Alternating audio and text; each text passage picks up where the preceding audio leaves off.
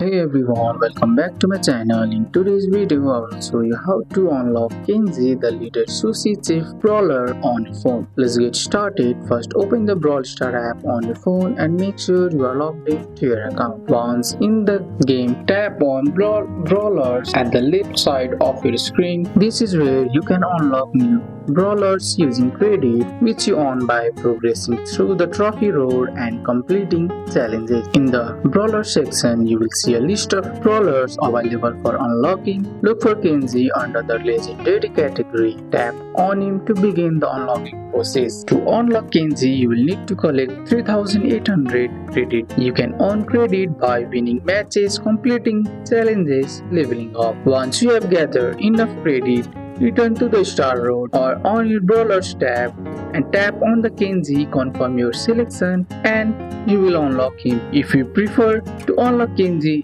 instantly, you can purchase him directly from the shop for 699 gems. This method bypasses the need to collect credit. After unlocking Kenji, go to the Brawlers tab, find him in your collection and tap on Equip to add him to your active roster. And that's it. You are now ready to dominate the arena with Kenji on your Brawl Star app. And that's all for today's video, guys. I hope you guys like this video.